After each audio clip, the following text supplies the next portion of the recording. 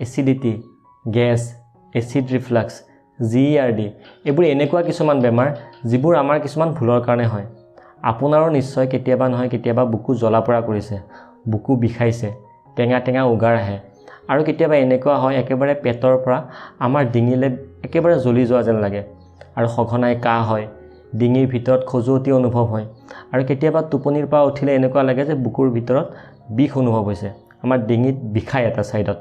আৰু এনেকুৱা ধৰণৰ লক্ষণবোৰ আজিৰ দিনত খুব কমন হৈ পৰিছে। আমাৰ লাইফষ্টাইল বা জীৱনশৈলী এনেকুৱা হৈ গৈছে, আজি যদি আমাৰ গেছৰ প্ৰব্লেম নাইও, কাইলৈ গৈ গেছৰ প্ৰব্লেম হোৱাৰ সম্ভাৱনা বহুত বেছি। আৰু আমি যেতিয়া এনেকুৱা ধৰণৰ অসুবিধাৰ সন্মুখীন হওঁ, আমি এণ্টাচিড টেবলেট, চিৰাপ বা ইনৰ সহায়ত আমি পেটৰ প্ৰব্লেমৰ পৰা মুক্ত পাওঁ। কিন্তু কেতিয়াবা ভাবি চাইছেনে আমি কেনেকৈ চিৰদিনৰ বাবে ইয়াৰ পৰা মুক্ত হ'ব পাৰিম, ইয়াৰ পৰা নিৰাময় পাব পাৰিম? আজি ইয়াৰ সমাধানৰ ওপৰত এই ভিডিঅ'টোত কথা পাতিম। আপুনি যদি এই চেনেলটোলৈ প্ৰথমবাৰ আহিছে, মই হৃদয়জ্যোতি ডেকা, এজন MBBS ষ্টুডেণ্ট। এই চেনেলটোৰ মাধ্যমেৰে মই স্বাস্থ্য সম্পৰ্কীয় গুৰুত্বপূৰ্ণ বিষয়বোৰক সহজ ভাষাত আপোনালোকৰ আগত লৈ আহোঁ। এনেকুৱা ধৰণৰ ভিডিঅ'বোৰ আগলৈও পাই থাকিবলৈ চেনেলটোক ছাবস্ক্ৰাইব কৰক। আপোনালোক সকলোৱে জানে যে আমাৰ পেটত HCl বা হাইড্ৰক্লৰিক এচিড নামৰ এটা এচিড প্ৰস্তুত হয় আৰু এই এচিডটোৰ কাম হ'ল আমি খোৱা খাদ্যক হজম কৰা। আৰু যেতিয়া এই এচিডৰ মাত্ৰা আমাৰ পেটত বাঢ়ি যায় তেতিয়া এচিডিটিৰ সন্মুখীন হ'বলগীয়া হয়। আমাৰ মুখৰ পৰা আমি খোৱা খাদ্যবোৰ খাদ্যনলীৰ সহায়ত পেটলৈ যায় আৰু এই খাদ্যনলীডাল আৰু পেটৰ মাজত এটা ভাল্ভ থাকে বা আমি যাক খিৰিকী বুলি ক'ব পাৰোঁ। আৰু এই ভাল্ভটোৰ কাম হ'ল আমি যিখিনি খাদ্য খালোঁ, যিখিনি পেটলৈ গ'ল, সেই খাদ্যখিনি আৰু এচিড যাতে উভতি আকৌ যাতে খাদ্যনলীলৈ আহিব নোৱাৰে তাক বাধা দিয়ে এই ভাল্ভটোৱে। আৰু যদি কিবা কাৰণৰ কাৰণে এই ভাল্ভটো ভালকৈ বন্ধ হ'ব নোৱাৰে তেতিয়াহ'লে সেই এচিডটো আমাৰ খাদ্যনলীলৈ আহি যাব আৰু সেই খাদ্যনলীৰ ভিতৰৰ যিখন ৱাল, সেই ৱালখনক নষ্ট কৰি পেলাব আৰু নষ্ট কৰি পেলোৱাৰ ক্ষেত্ৰত তাত কি হ'ব, ঘাঁ হ'ব। আৰু যেতিয়া ছেকেণ্ড টাইম আকৌ তাতে এচিড আহিব তেতিয়া কি হ'ব, সেই ঘাঁখিনিৰ ওপৰত যেতিয়া এচিড লাগিব তেতিয়া বুকু বিষাব, যাক আমি হাৰ্টবাৰ্ণ বুলি কওঁ বা বুকু পুৰণি বুলি কওঁ। এতিয়া আমি এইটো জানিব লাগিব ইয়াৰ কাৰণবোৰ কি হয়, কাৰণ যিকোনো বেমাৰৰে কাৰণ নাজানাকৈ ইয়াৰ চিকিৎসা সম্ভৱেই নহয়। আমি সঘনাই সন্মুখীন হোৱা এচিডিটিৰ কাৰণ হ'ল মছলাজাতীয় খাদ্য খোৱা বা বেছি তেলেতীয়া খাদ্য খোৱা। ইয়াৰ উপৰিও এটা অন্যতম কাৰণ যাক আমি এচিডিটিৰ কাৰণ বুলি ভাবিবই নোৱাৰোঁ, সেইটো হ'ল অতিপাত চিন্তা কৰা। ই পঢ়া শুনাৰ চিন্তাই হওক, ঘৰৰ কিবা চিন্তাই হওক বা বেপাৰ বাণিজ্যৰ চিন্তাই হওক। আমাৰ এটা বহুত বেয়া অভ্যাস হ'ল আমি দুপৰীয়াই হওক বা ৰাতিয়েই হওক খাদ্য খায়ে শুই যাওঁ আৰু এনেকুৱা কৰিলে পেটৰ পৰা এচিড অতি সহজে খাদ্যনলীলৈ আহিব পাৰে। ইয়াৰ উপৰিও দেহৰ ওজন যদি বহুত বাঢ়ি গৈছে বা সাধাৰণতে প্ৰেগনেঞ্চিৰ সময়তে এচিডিটিৰ লক্ষণে দেখা দিয়ে।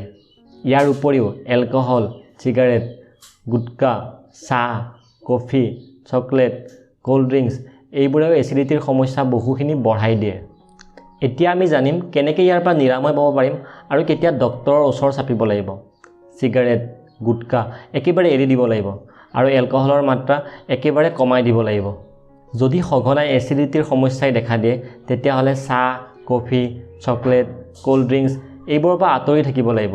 আৰু যদি চাহ আপুনি খায়ো তেতিয়াহ'লে মনত ৰাখিব লাগিব যে চাহ যদি খায় চাহৰ লগত পেট ভৰা অন্য কিবা বস্তুও খাব, কাৰণ খালী চাহ খালে এচিডিটিৰ সমস্যা বাঢ়ি যাব পাৰে। খাদ্যৰ লগতে চালাড, সেউজীয়া শাক পাচলি, ফল মূল, বুট, মগু এইবোৰ অন্তৰ্ভুক্ত কৰক। ইয়াৰ উপৰিও একেবাৰতে বহুখিনি খাই পেট ভৰোৱাৰ ঠাইত যদি আমি 5 বাৰমানকৈ 4-5 ঘণ্টাৰ মূৰে মূৰে অলপ অলপকৈ খাওঁ তেতিয়াহ'লে আমি এচিডিটিৰ লগতে ডায়েবেটিছ, কলেষ্ট্ৰল আদি বেমাৰবিলাকৰ পৰা আমি হাত সাৰি থাকিব পাৰোঁ। খাই উঠাৰ পিছতে বিচনাত যোৱাটো আমাৰ এটা বহুত বেয়া অভ্যাস। সেইটো কাৰণে আমি খোৱাৰ পিছত 2 বা 3 ঘণ্টাৰ পিছতহে আমি বিচনালৈ যাব লাগে আৰু খোৱাৰ সময়ত এইটো মনত ৰাখিব লাগে যাতে আমাৰ মূৰটো অকণমান ওখকৈ ৰাখিছোঁ, যাতে এচিডটো সহজে আমাৰ পেটৰ পৰা আমাৰ খাদ্যনলীলৈ আহিব নোৱাৰে। সেইটো কাৰণে মূৰৰ ওপৰত 1, 2 বা 3টা অলপ ওখ কৰি গাৰু লৈ আমি শুব চেষ্টা কৰিব লাগে। বিভিন্ন ধৰণৰ চিন্তাৰ পৰা মুক্ত হ'বৰ বাবে মেডিটেশ্যন, য়োগা এইবোৰ কৰাটো উচিত। ইয়াৰ উপৰিও ৰেগুলাৰ সদায় 30 মিনিট খোজ কাঢ়া বা এক্সাৰচাইজ কৰাটো অতিকৈ প্ৰয়োজনীয়। ইয়াৰ উপৰিও আপোনাৰ যদি ওজন বাঢ়িছে তেতিয়াহ'লে লাহে লাহে ইয়াক কমাব চেষ্টা কৰিব লাগিব। আৰু হঠাতে হোৱা গেছৰ সমস্যাৰ কাৰণে ঘৰতে পোৱা জিৰা চুবাব পাৰে আৰু সেই জিৰা আপুনি যদি পানীত উতলাই সেইখিনি চেকি কুহুমীয়া কৰি খাব পাৰে তেতিয়াও গেছৰ পৰা বহুখিনি ধৰণে মুক্ত হৈ থাকিব পাৰে।